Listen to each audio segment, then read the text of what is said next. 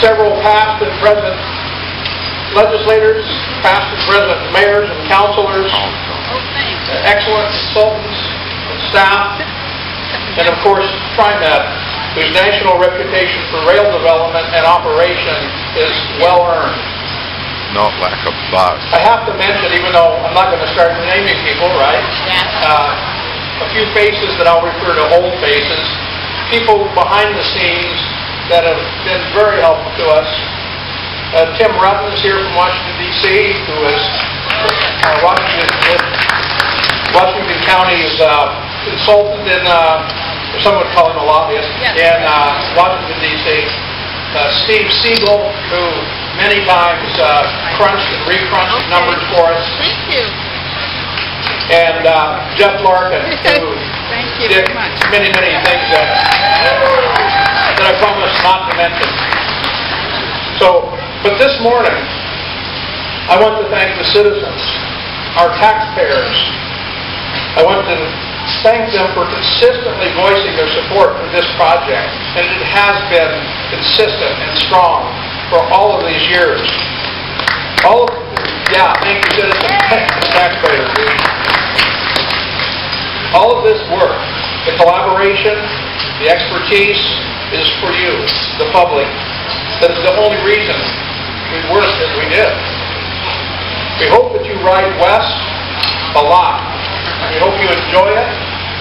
And as you do, you will be saving time, saving money, helping reduce traffic congestion and air pollution. And now the project is complete. It belongs to the public, and it will serve now and for generations. Enjoy it, and I will see you from time to time on the train.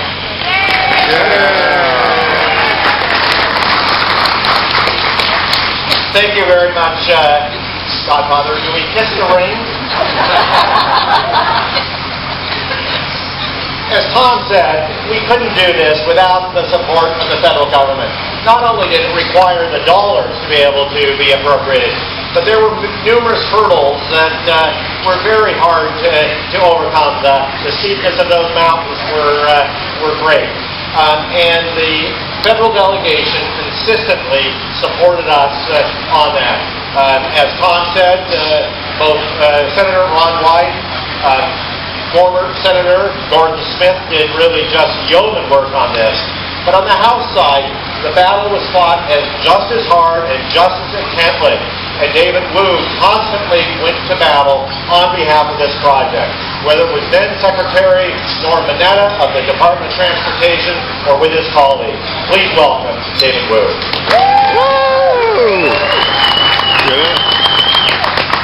Thanks very much, Brett. Isn't this a great day? Yeah! It's at least 2 or 3 degrees warmer than when we kicked this project off a few years ago, huh? I mean, we got bands, we got trains. This is an absolutely fabulous, fabulous day.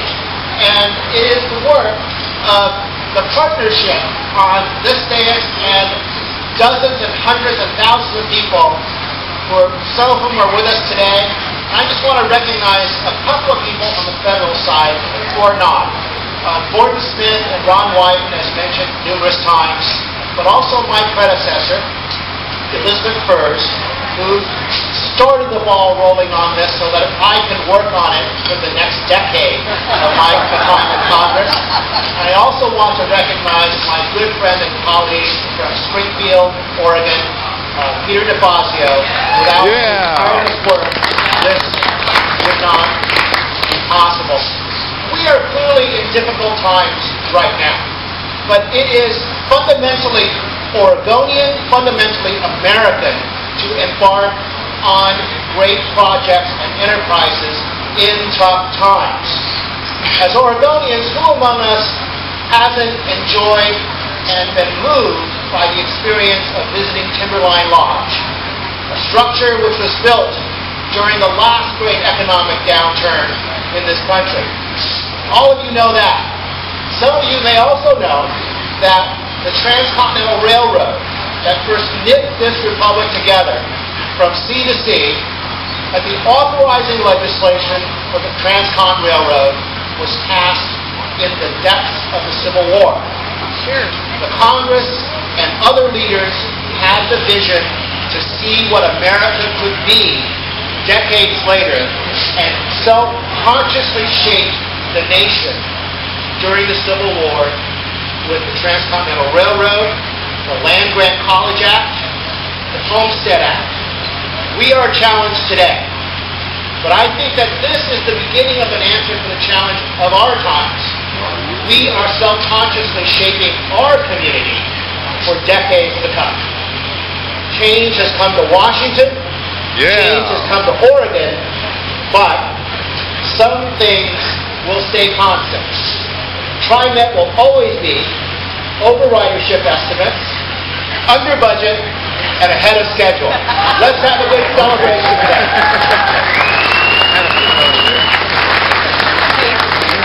Oh, thank you. Thank you, David, very much. Let me take your place. Obviously, the commitment that we have is also reflected not just in our at the federal level, not just from the congressional delegation, but also from the Federal Transit Administration. And although we had a number of efforts that needed to be brought to bear to be able to make that process work, what we had in the regional administrator for FTA out of Seattle that covers Oregon, Washington, Idaho, and Alaska, we had a steadfast champion on behalf of this project. Please welcome Administrator Rick Sperchelis.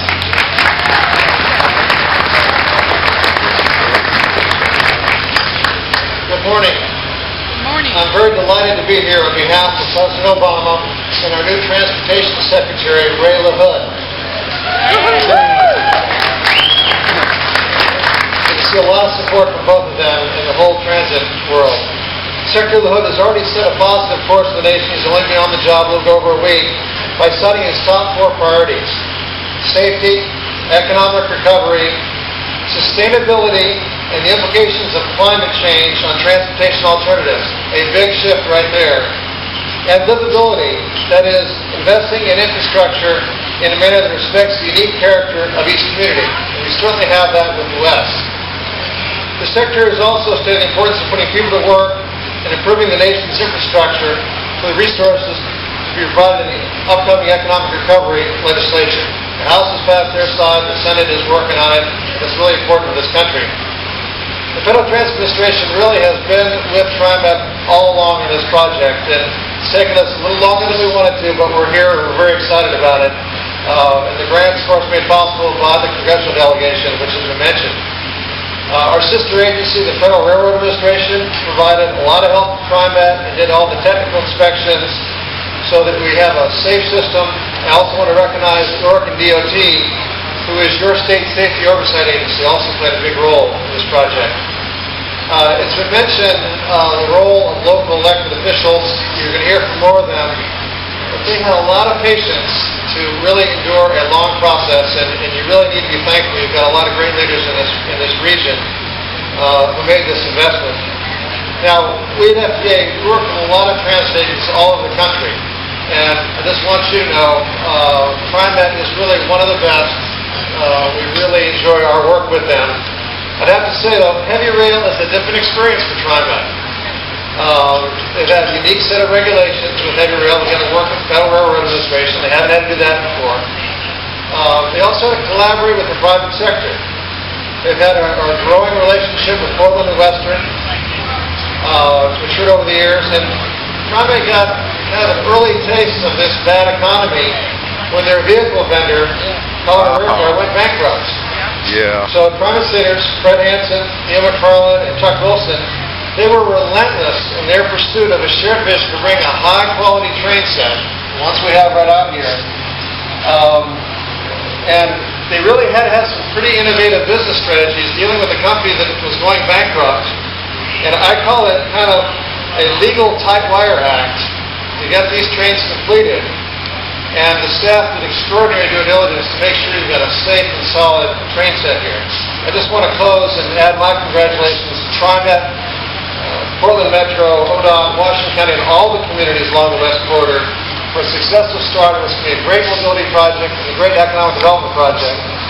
And my agency stands ready to work on the next round of transit investments in this region. Thank you very much.